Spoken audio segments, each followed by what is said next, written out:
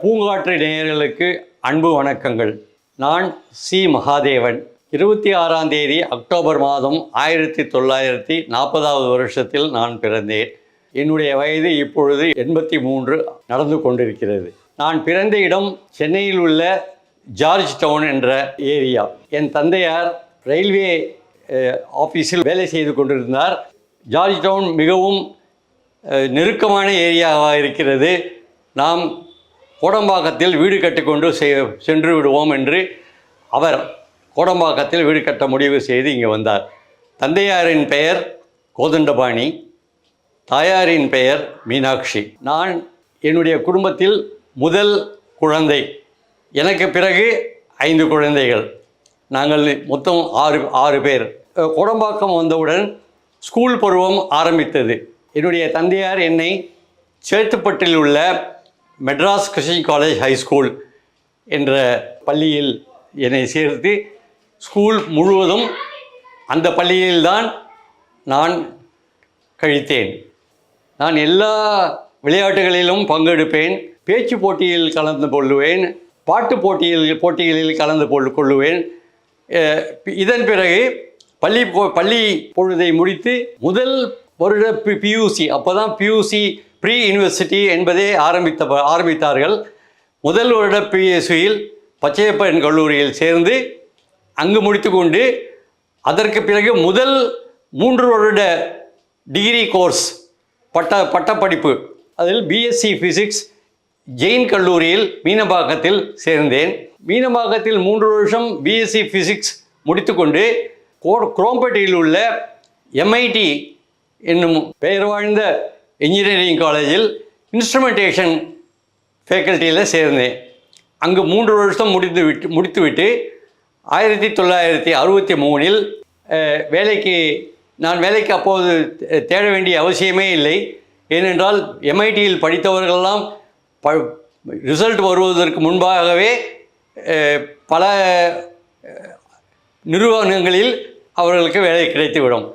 அந்த வகையில் எனக்கு இன்ஸ்ட்ருமெண்டேஷன் லிமிடெட் கோட்டா, அங்கு ஒரு புது தொழிற்சாலை ரஷ்யா கொலாபரேஷன், ரஷ்யனுடைய தொழில் உதவியோடு ஆரம்பிப்பதாக சொல்லி நாங்கள் செலக்ட் பண்ணினோம். அங்கே செலக்ட் பண்ணி எங்களை ராஞ்சி, இப்பொழுது உத்தரகாண்ட் அதனுடைய கேபிட்டலாக இருக்குது. அப்போ ராஞ்சி பீகாரில் ஒரு நல்ல அங்கே எங்களுக்கு ரஷ்யன் மொழி பயிற்சி கொடுக்கப்பட்டது. அந்த ரஷ்யன் மொழி பயிற்சியை 8 மாதம் முடித்துவிட்டு நன்றாக பேசவும் எழுதவும் படிக்கவும் தெரிந்து கொண்டு நாங்கள் ரஷ்யாவுக்கு சென்று விட்டோம். நாங்கள் ரஷ்யாவுக்கு அனுப்பப்பட்டு அங்கு இன்ஸ்ட்ருமெண்டேஷன் உற்பத்தி செய்யும் தொழிற்சாலையில் ட்ரைனிங் எடுத்துக்கொண்டு 1 வருடம் கழித்து கோட்டா என்ற இடத்திற்கு ராஜஸ்தானில் எங்கள் தொழிற்சாலை அமைந்திருந்தது. அங்கு எங்களுடைய வேலையை ஆரம்பித்தோம். அதன் பிறகு ஓரிரு ஆண்டுகளுக்கு பிறகு என்னுடைய பேச்சு திறமையினாலே என்னை அழைத்து என்னுடைய மேனேஜிங் டைரக்டர், நீங்கள் சென்னைக்கு சென்று சென்னையில் நம்மளுடைய பிரான்ச் ஆஃபீஸ் ஒன்று ஓப்பன் பண்ணுங்களேன், திறக்க முடியுமா அப்படின்னார். முடியும் அப்படின்னு சொல்லிவிட்டு நான் சென்னைக்கு சென்னையில் பீட்டர்ஸ் ரோடில் ராய்பட்டாவில் பிரான்ச் ஆஃபீஸ் ஓப்பன் பண்ணி அங்கு 3 வருடம் பிரான்ச் மேனேஜராக இருந்து, அதன் பிறகு இதே கம்பெனி கேரளாவில் வேறொரு தொழிற்சாலை ஆரம்பித்தார்கள். அது பாலக்காடு என்ற இடம் கோயம்புத்தூருக்கு அருகே உள்ளது. அந்த பாலக்காடுக்கு போய் அங்கு சேர்ந்து அங்கு ஒரு 3.5 வருஷம் வேலை செய்துவிட்டு அதற்கு பிறகு ஒரு 1.5 வருஷம் கேரளா திருவேண்டரத்துக்கு சென்று அங்கு கெல்ட்ரான் என்ற இடத்தில் சீனியர் மார்க்கெட்டிங் மேனேஜராக சேர்ந்து அங்கு ஒரு 1.5 வருஷம் இருந்துவிட்டு அதன் பிறகு யோசித்தேன், நான் என்னுடைய காலில் நிற்பது தான் நல்லது. ஏன்னா எனக்கு பிறகு 5 சகோதர சகோதரிகள் இருக்கிறார்கள். அப்பொழுது எங்கள் அப்பாவுக்கும் உடல்நிலை சரியாக இல்லாமல் இருந்தது. அதனால் என்னுடைய சென்னை விஜயம் மிகவும் அவசியமானது என்று சொல்லி சென்னை 40 வயதில் என் வேலையை தூக்கி போட்டுவிட்டு இங்கு வந்து எனக்கு தெரிந்த ஒரு 2-3 கம்பெனிகளை காண்டாக்ட் பண்ணி அவங்க எல்லாமே நான் ராஜஸ்தானில் இருந்ததுனால எனக்கு பழக்கமானவர்கள் டெல்லியில் இருந்தாங்க. அவங்க ஒன்றும் பரவாயில்ல, நீங்கள் எங்கள் கம்பெனிக்கு ஒர்க் பண்ணுங்க அப்படின்னு சொல்லிவிட்டு 40 வயசுலேயே எல்லோரும் என்னை கேட்பார்கள், ஆர் யூ ரிட்டையர்டுன்னு. நான் ஐ ஆம் ஒன்லி டயர்டு அப்படின்னு சொல்லுவேன். ஏன்னா 40 வயசுலேயே நான் என் வேலையை விட்டுட்டேன். வந்துட்டு அதுக்கப்புறம் சொந்தமாக 2-3 கம்பெனியை சேர்ந்த மாதிரி அவங்களுக்காக ஒர்க் பண்ணிட்டு இருந்து அதில் ஒரு கம்பெனிலேருந்து இன்னொரு கம்பெனி மாறி, இன்னொரு கம்பெனிலேருந்து இன்னொரு கம்பெனி மாறி கடைசியாக 2016 சேர்ந்த கம்பெனியில் இப்பொழுது 2024 வேலை செய்து கொண்டிருக்கிறேன். அந்த கம்பெனி எனக்கு வந்து ரிட்டையர்மெண்ட்டு வயதே கிடையாது என்று சொல்லி என்னுடைய அனுபவத்திற்காகவும் என்னுடைய கான்டாக்டுக்காகவும் என்னை சென்னையில் வைத்து உபயோகப்படுத்தி கொண்டிருக்கிறார்கள். என்னுடைய கூட படித்த கிளாஸ்மேட்ஸு அவங்கெல்லாம் 60 அவங்க ரிட்டையர் ஆனவங்க.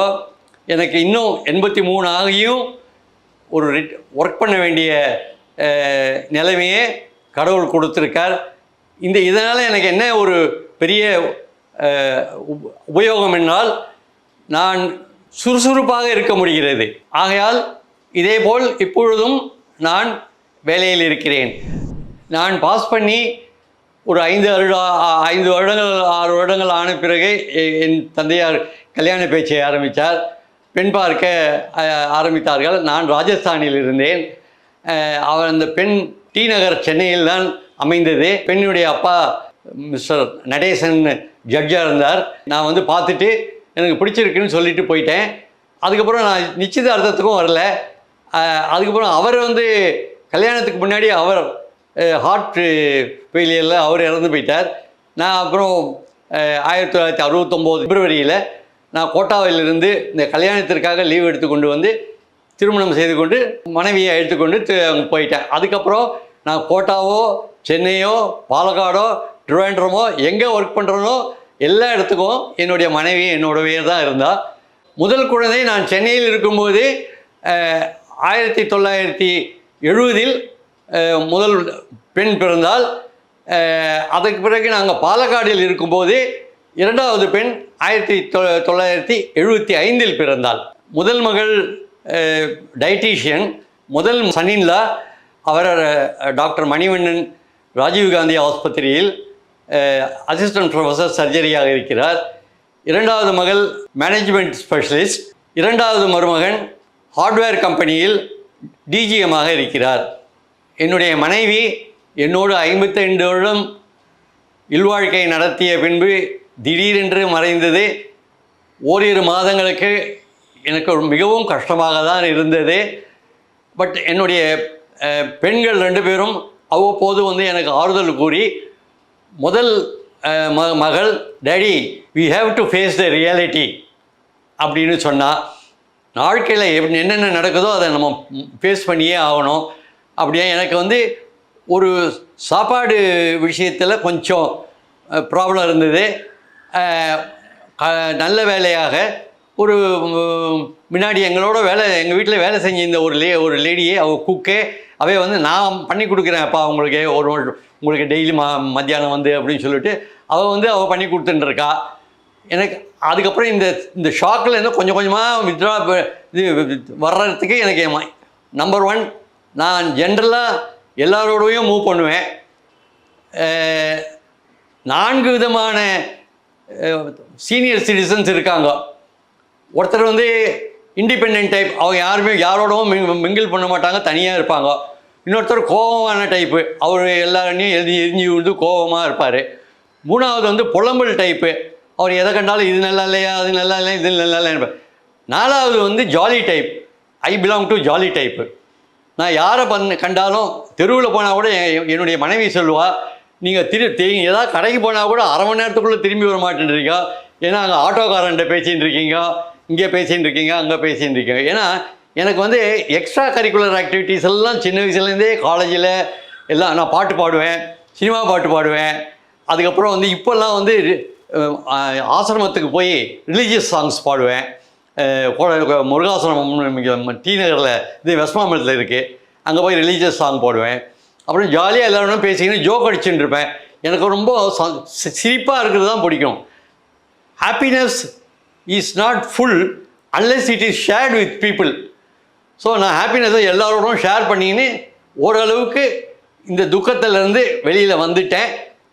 இதில் எனக்கு ஒரு பெரிய கிடைச்ச ஒரு பெரிய புண்ணியம் என்னன்னாக்கா, எனக்கு வேலை இருக்குது. இன்னமும் நான் வேலை செஞ்சுட்டு இருக்கிறதுனால அப்பப்போ நான் ஒரு கஸ்டமரை போய் பார்க்க வேண்டியிருக்கோம், கஸ்டமர்னா ஃபோனில் பேச வேண்டியிருக்கோம். அதுக்கப்புறம் அவங்களோட டிஸ்கஷன் பண்ண வேண்டியிருக்கோம்.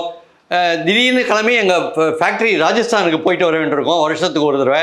இதெல்லாம் என்னை வந்து பிஸியாக வச்சுட்டு இருக்கிறதுனால எப்போ பார்த்தாலும் ஒய்ஃபையே நினச்சிட்டு இருக்கிற அந்த விதமாக அந்த இதை எனக்கு கொடுக்கல கடவுள். அதனால் கொஞ்சம் நல்லா தெம்பாக தைரியமாக இருக்கேன். என்னுடைய நண்பர்களுக்கெல்லாம் ஆச்சரியமாக இருக்கிறது நான் எப்படி 5-6 மாதங்களுக்குள் இந்த துக்கத்திலிருந்து வெளிவந்தேன் என்று. இந்த நிலைமை யாருக்காக வந்தால் அவங்க வந்து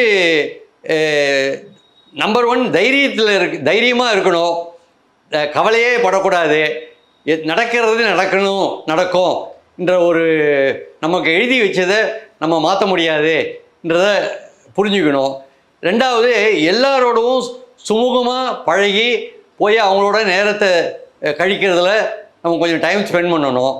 எக்ஸ்ட்ரா கரிக்குலர் ஆக்டிவிட்டீஸ், புஸ்தகம் படிக்கிறது, டிவியில் ஏதாவது நல்ல ப்ரோக்ராம் பார்க்குறது, ஃப்ரெண்ட்ஸோட ஜாலியாக வெளியில் போகிறது, ஃப்ரெண்ட்ஸை போய் மீட் பண்ணி அவங்க வீட்டில் ஸ்பெண்ட் பண்ணுறது. அப்புறம் அசோசியேஷன் நிறைய இந்த முதுமை இன்னும் பூங்காற்று வந்திருக்கு, ரொம்ப நல்ல அசோசியேஷன். அதிலேருந்து நான் நிறைய விஷயம் நான் கற்றுட்டேன். நான் எப்படி ஒரு துக்கத்தை ஃபேஸ் பண்ணுறதுன்றதெல்லாம் நம்ம டாக்டர் நடராஜன் சார் எல்லாமே அதில் கொடுத்துருக்காரு. நீங்கள் அந்த உறுதிமொழியை மொழியை படிச்சிங்கனாக்கா அது உங்களுக்கு எல்லாமே புரியும். நீங்கள் இந்த மாதிரி மற்றவங்களுக்கு வந்து உதவி செய்கிறதுக்கே போய் நீங்கள் பண்ணலாம், சோஷியல் சர்வீஸ் பண்ணலாம்.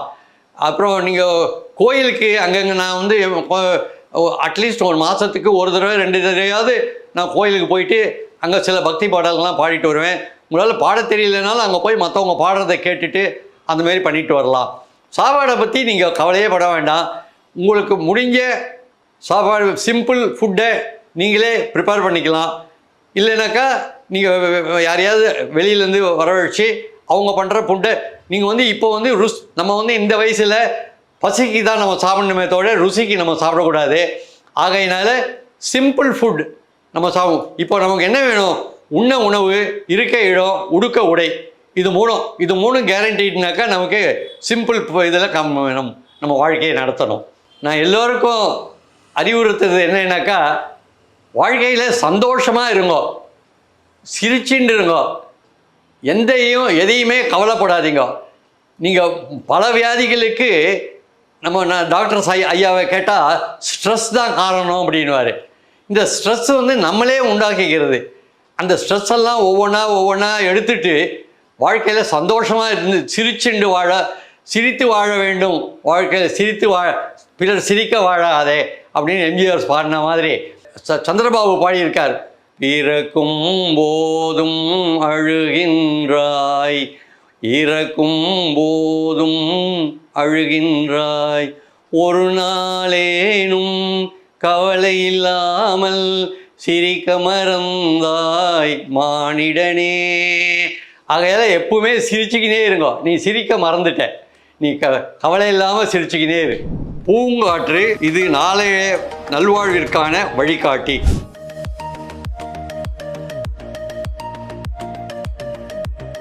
தொடர்ந்து எங்களோட வீடியோக்களை பார்க்குறதுக்கு பூங்காற்று சேனலை சப்ஸ்கிரைப் பண்ணுங்கள் அண்ட் ஃபாலோ பண்ணிடுங்க.